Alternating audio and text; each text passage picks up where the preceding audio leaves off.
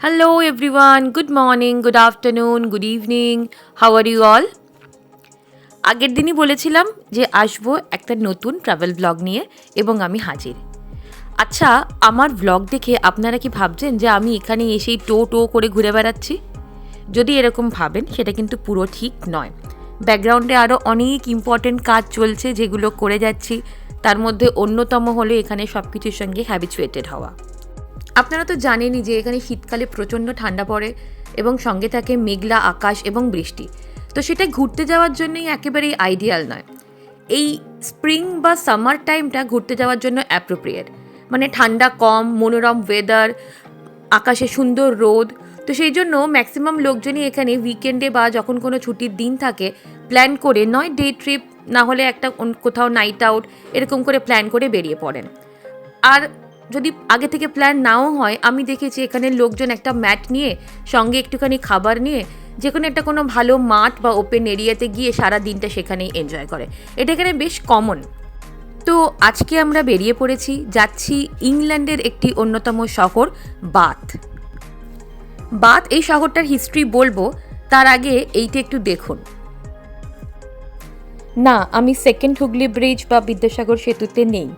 আমি রয়েছি সাভার্ন ব্রিজে, যেটা সাভার্ন নদীর ওপরে তৈরি করা হয়েছে ইংল্যান্ড এবং ওয়েলসকে কানেক্ট করার জন্য।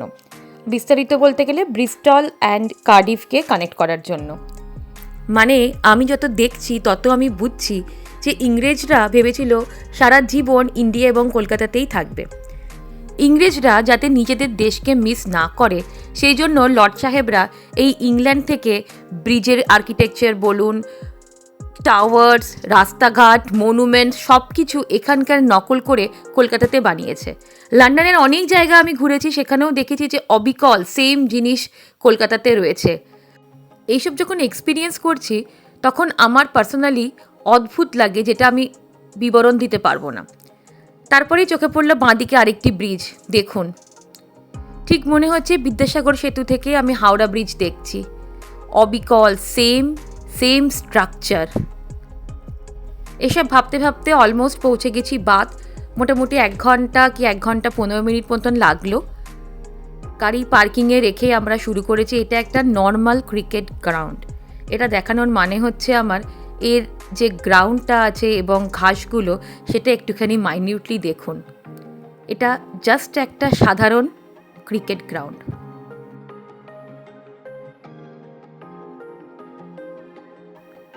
এটা হচ্ছে পুলটেনি ব্রিজ। একবার এখানটায় পজ করুন। ঠিক মনে হচ্ছে ফোনের বা ডেস্কটপের ওয়ালপেপার, এত সুন্দর জায়গাটা। এই শহরটা রোমানরা তৈরি করেছিল। তারা একটি পাবলিক রোমান বাথ তৈরি করেছিল, যার থেকেই এই শহরের নাম বাথ। এবং এটি ইউকের একমাত্র শহর যেটা ইউনেস্কো ওয়ার্ল্ড হেরিটেজ সাইটে জায়গা করে নিয়েছে।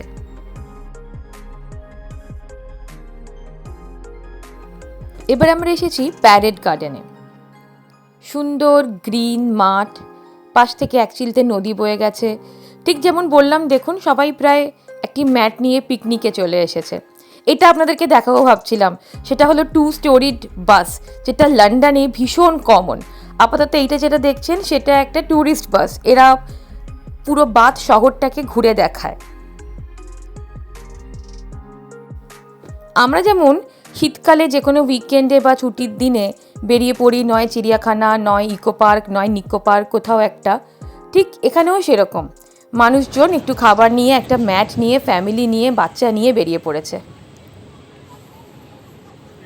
রোদ পোহাচ্ছে আর সানলাইটটাকে এনজয় করছে। হাই। ও, এখানে একটা ক্রুজও দেখলাম। এবং এই যে ক্রুজটা দেখছেন, এটা ওইটুকুনি জায়গার মধ্যেই ক্রুজটাকে পুরো ঘোরাবে। স্কিল আছে সত্যি।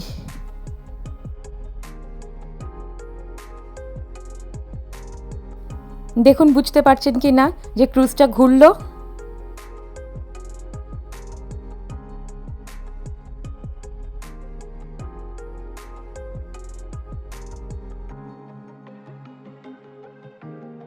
এই বাথ শহরের স্থাপত্যটা পুরোটাই ইয়েলোইশ পাথর দিয়ে তৈরি। মানে এর সব বাড়ি, হোটেল, চার্চ বা যে কোনো রকমের মনুমেন্ট, তার বাইরেটা পুরোটাই ইয়েলোইশ পাথর দিয়ে তৈরি।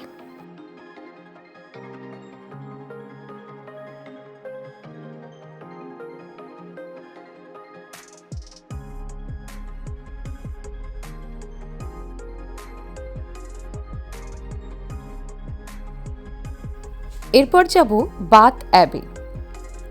এটা একটি চার্চ যেটা 7th সেঞ্চুরিতে প্রতিষ্ঠা করা হয়। তারপরে বহুবার এর পুনর্গঠনের কাজ হয়েছে। কিং এডগারের করোনেশনও এই বাথ অ্যাবিতেই হয় 973 খ্রিস্টাব্দে। কিছু দূর এগিয়েই দেখলাম বেশ কিছু লোক ইন্ডিভিজুয়ালি এই বাথ অ্যাবির চারপাশে দাঁড়িয়ে নানান রকমের মিউজিক্যাল ইনস্ট্রুমেন্ট বাজিয়ে সকলের মনোরঞ্জন করছে।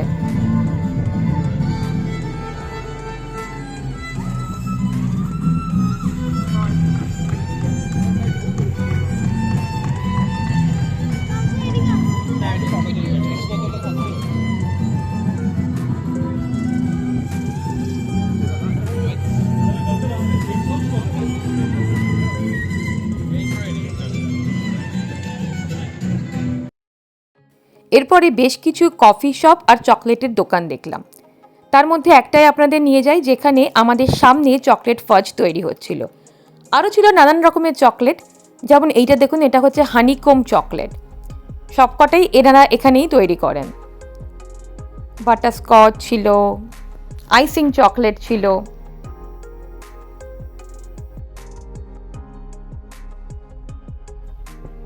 এগুলো দেখুন কি অ্যাট্রাকটিভ দেখতে।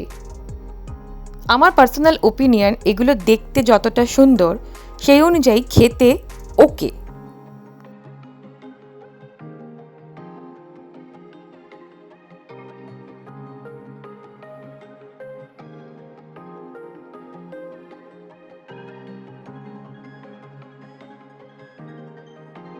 এগুলো চকলেট ফাজ, কেক আর চকলেটের মাঝামাঝি। আমার ওপিনিয়ন খেতে ওকে।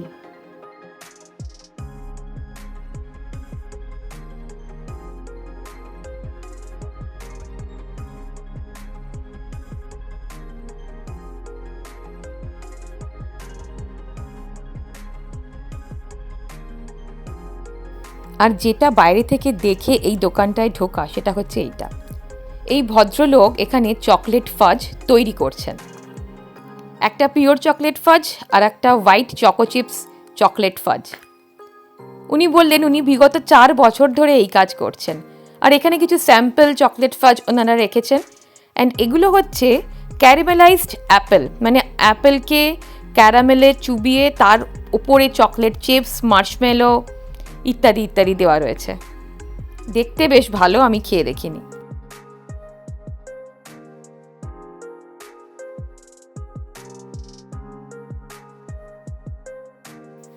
সঙ্গে গিফটিংয়ের জন্য নানান রকমের আইটেম রয়েছে, চকলেট বাটনস, গামিজ। এখানে এই ধরনের গামিজগুলো না খুব ফেমাস। আমি দেখেছি বাচ্চাদের ইনক্লুডিং পাইয়ের খুব পছন্দ, যেগুলো দাঁতের জন্য নট সো গুড। ম্যাকারন্স রয়েছে, আর বিল্ডিং ব্লকস শেপের চকলেট, আর এই ইঁদুরের চকলেট যেটা আমার একদমই পছন্দ হয়নি। আর নানান রকমের ফ্রুটস চকলেট রয়েছে, গিফটিংয়ের জন্য পারফেক্ট। আমরা এখান থেকে আর একটা চকলেট আইসক্রিম নিয়েছিলাম, যেটার টেস্টও অ্যাভারেজ ছিল। এরপরে আস্তে আস্তে এগিয়ে বেশ কিছু গিফটের দোকান ছিল, আর ছিল একটি উডেন জিনিসের দোকান, যেখানে আমার চোখ কাড়লো এই জিনিসটা। উডেন কিছু পাখি, উনি সেটা একদম ফিঙ্গার টিপে রেখে দিচ্ছেন এবং পাখিগুলো ব্যালেন্স করে রয়েছে। বেশ কিছুটা এগিয়ে এই পেন্টারকে দেখতে পেলাম, মন দিয়ে উনি এঁকে চলেছেন। কিছুক্ষণ ভিডিও করার পরে উনি আমায় কিছু বললেন, যেটা আমি বুঝতে পারিনি। এই ব্যাপারটা, মানে এখানকার লোকেদের অ্যাকসেন্ট বোঝা, এটাতে আমি এখনও স্ট্রাগল করছি। উনি যেটা বললেন, যেটা কিছুক্ষণ পরে আমি বুঝতে পারলাম, সেটা হলো যে আপনি যখন ভিডিও করছেন আপনাকে এখান থেকে কয়েকটা জিনিস কিনতে হবে। আমি তো না বুঝে নাইস ওয়ার্ক, থ্যাংক ইউ বলে চলে গেলাম। পরে বুঝলাম যে ভাগ্যিস বুঝিনি তখন, না হলে এরকম ছবি অ্যাফোর্ড করা আমার সাধ্যের বাইরে। পরের দোকানটা ভীষণ ইন্টারেস্টিং এবং ভীষণ পছন্দের। কে কে আছেন এখানে হ্যারি পটার ফ্যান্স? এখানে হ্যারি পটারের যাবতীয় জিনিস, মানে হ্যারি পটারের T shirts, bag, water bottle, pouch, pencil box, tiffin box, key ring, coffee mug, আমি এগুলো দেখে ভাবি যে আমার স্টুডেন্ট লাইফে যদি এগুলো পেতাম, ভাবুন একবার যে এইরকম একটা ব্যাগ নিয়ে যদি আমি স্কুলে যাচ্ছি একদিন, তাহলে সেদিনের জন্য তো আমিই কুইন স্কুলে। লন্ডনেও আরেকটা দোকান আমি এরকম দেখেছিলাম যেখানে আরও সুন্দর কালেকশন ছিল। আবার যদি যাই আপনাদের নিশ্চয়ই দেখাবো।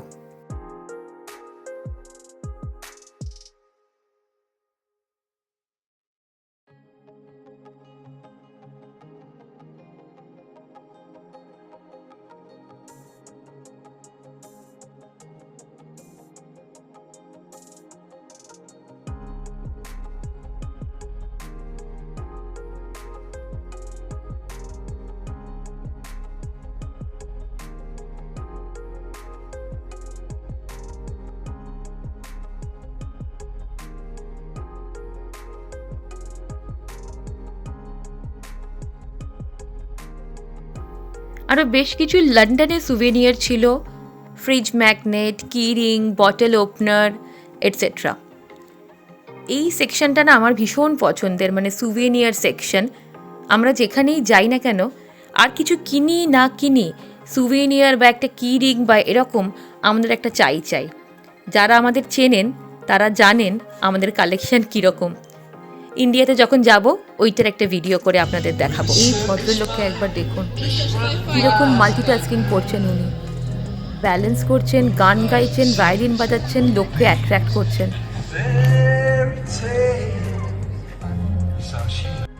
এর পরের দোকানটায় আমি অত্যন্ত ভয়ে ঢুকেছিলাম। এই দোকানের সব জিনিস কাঁচের তৈরি, আর আমি গেছিলাম পাইবাবুকে নিয়ে। ভিডিও করব কি, আমার নজর ওর দিকেই, যে ও কোথায় যাচ্ছে আর কিসে হাত দিচ্ছে। এরপরে আমরা গেছিলাম দি ফেমাস রোমান বাথে, যেটি 60 to 70 AD-তে তৈরি করা হয়েছিল একটি সাধারণ স্নানাগার হিসেবে হট স্প্রিং বা উষ্ণ প্রস্রবণকে কেন্দ্র। পরে বহুবার এই সংস্করণের কাজ হয় এবং পরবর্তীকালে এটি বিত্তশালী লোকেদের স্পা এবং রিল্যাক্সেশন সেন্টার হিসেবে জানা যায়। দুর্ভাগ্যজনত এর ভিডিও আমি ক্যাপচার করতে পারিনি, দুটো ছবি আপনাদের সঙ্গে শেয়ার করলাম। এরপরে আমরা যাব রয়্যাল ক্রেসেন্ট। এটি জর্জিয়ান আর্কিটেকচারের একটি নিদর্শন। 1700 খ্রিস্টাব্দে 30টি টেরেসড হাউস নিয়ে এটাকে তৈরি করা হয়েছিল, মানে 30টি বাড়ি যার একটাই ছাদ। পরে অবশ্য বহুবার এর সংস্করণের কাজ হয়েছে। আপাতত এর মধ্যে রয়েছে হোটেল, স্পা, মিউজিয়াম এবং বহু সিনেমা শুটিংও এখানে হয়। দিনের শেষে রোদ পোহাচ্ছি, হঠাৎ করে দেখি আকাশে হট এয়ার বেলুন। এটা চড়ব বলে যখন ঠিক করলাম তখন জানতে পারলাম যে এটা আগে থেকে বুক করতে হয় এবং শেয়ারেবল বেলুন রাইডের চার্জ হলো পার পারসন 205 পাউন্ড, মানে INR-এ প্রায় 21,000 টাকা। বাকেট লিস্টে রইল, পরের বার এসে চলে যাব। পরন্ত বিকেলে রং বেরঙের এই বেলুনগুলো রয়্যাল ক্রেসেন্ট এবং এই সন্ধ্যের শোভা যেন আরও বাড়িয়ে দিয়েছিল।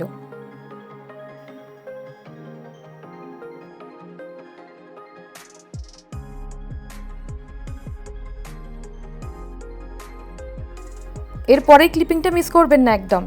বেলুনে আগুন দিয়ে গ্যাস ভরার শটটা আমি অনেক কষ্ট করে নিয়েছিলাম। এই যে হলো। কেমন লাগছে আমার ব্লগগুলো জানাবেন, কিছু ইমপ্রুভমেন্ট এরিয়া থাকলে সেটাও জানাবেন, এবং নিজেদের ফ্রেন্ডস, ফ্যামিলি, রিলেটিভ এদের সঙ্গে পারলে শেয়ার করবেন। আমি যাতে আরও বেশি লোকের কাছে পৌঁছতে পারি তার জন্য আপনাদের কাছে রিকোয়েস্ট। পরন্ত বিকেল, সূর্যিমামা যাওয়ার পথে, আমরাও বাড়ি ফেরার পথে।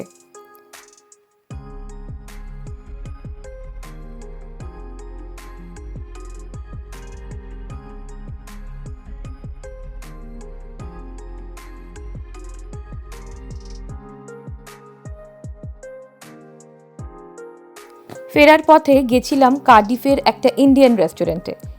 ইউকেতে ইন্ডিয়ান রেস্টুরেন্টে এটা আমার প্রথম যাওয়া। অ্যাম্বিয়েন্সে বেশ দেশি ফিলিং ছিল এবং চারপাশে সব ইন্ডিয়ানদের দেখে মনে হচ্ছিল আমি ইন্ডিয়াতেই কোনো রেস্টুরেন্টে বসে খাচ্ছি। নিয়ে নিয়েছিলাম একটু আলু টিক্কি, যেটা ভীষণ ভালো খেতে ছিল।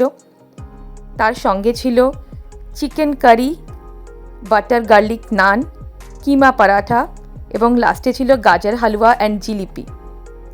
এতদিন পর ইন্ডিয়ান রেস্টুরেন্ট থেকে মনটা খুশি হয়ে গেল। আজকে তাহলে রাখি, খুব শিগগিরই আসবো নতুন একটা কন্টেন্ট নিয়ে। Till then, stay well, by.